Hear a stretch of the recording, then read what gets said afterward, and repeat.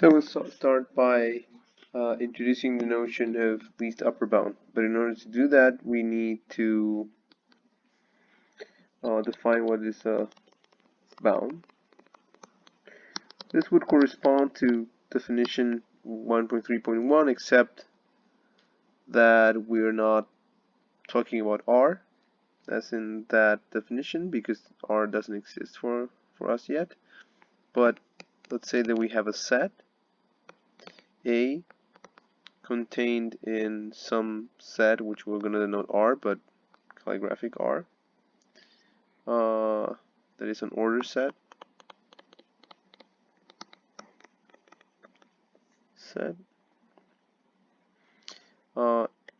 With order, say,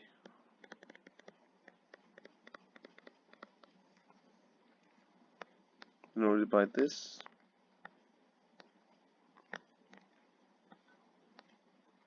This looks like a bracket, so maybe it's something like that.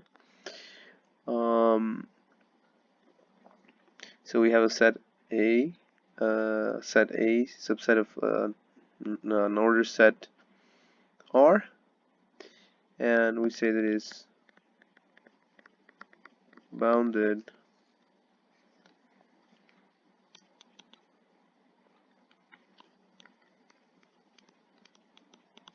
above if there exists a number, or we'll use number for the elements in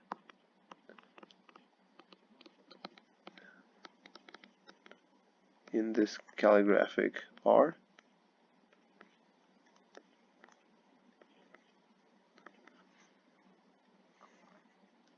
B inside the set R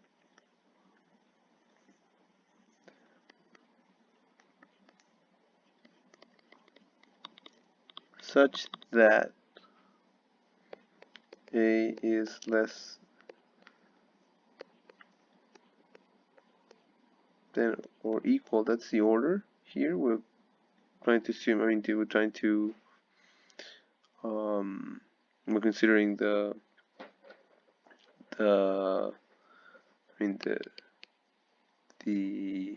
order to represent here. If you want to think about it as being less than or equal to, so it would correspond to, so this is the analogous to less than or equal to. And this holds for all A in A. B, so such B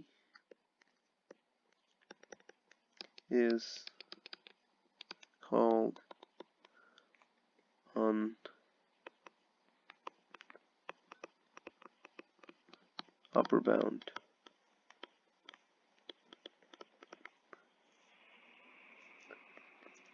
For the set A.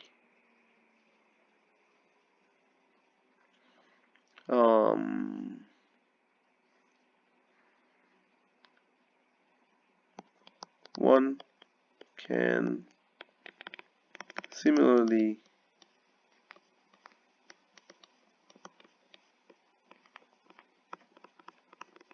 define the notion of being bounded from below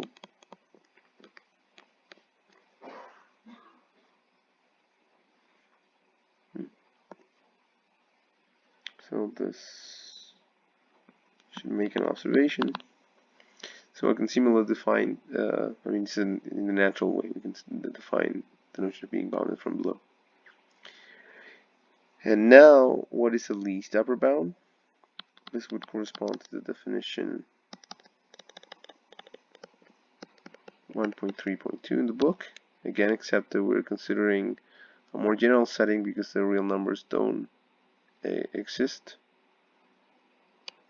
A number, remember that we're speaking of numbers, but we mean an element in R,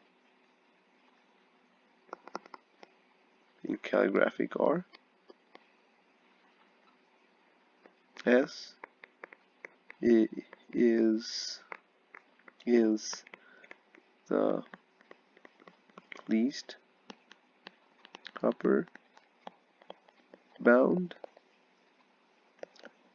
for a set A, subset of calligraphic R, if the following holds.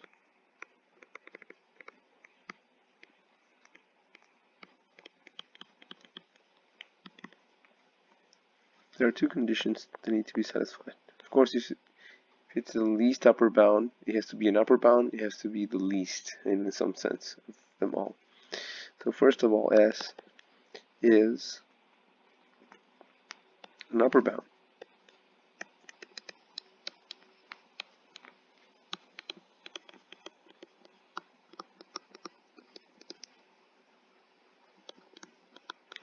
For A.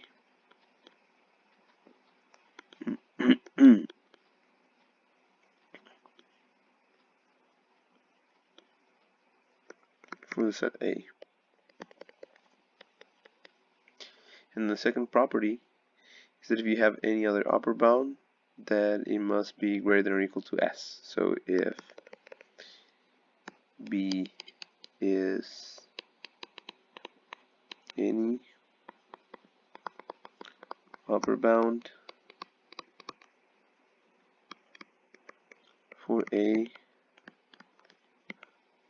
then S must be smaller than or equal to B.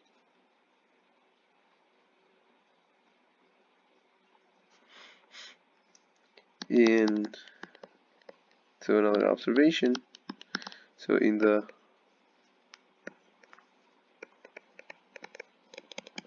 context of the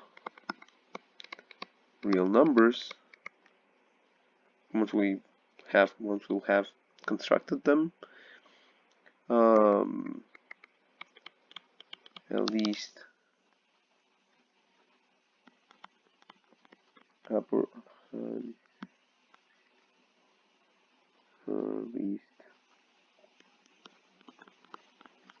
bound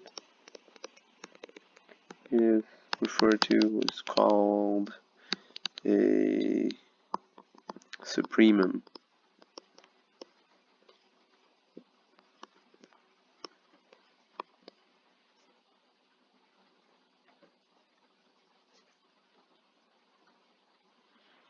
And the notation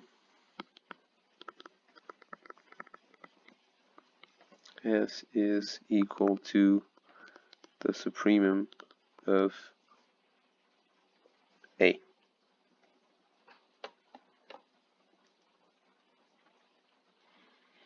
And again, yet another observation, we said that we could define sets bounded from below in a similar way. Similarly, the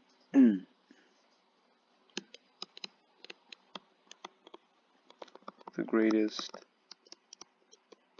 lower bound of a set, and this of course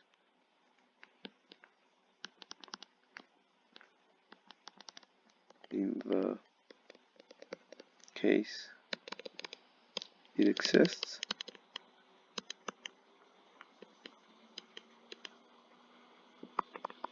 is called the infimum. And then the notation is what you'd expect.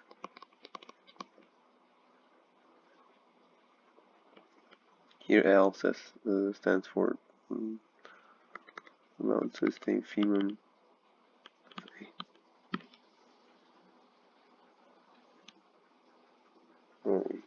Just to avoid using the letter I for femum. Okay, so this is the notion of least upper bound for an order set, which may or may not exist. But the the two properties that define a supremum is that, or at least upper bound, is that it is an upper bound, and that if there's any other upper bound, then that must be greater or equal to this least upper bound.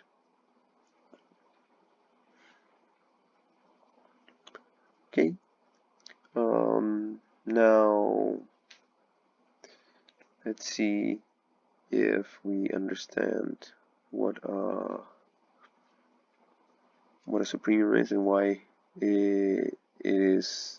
The property that every bounded set has an upper bound is not true in the for the rational numbers. This is what we'll do in the next video.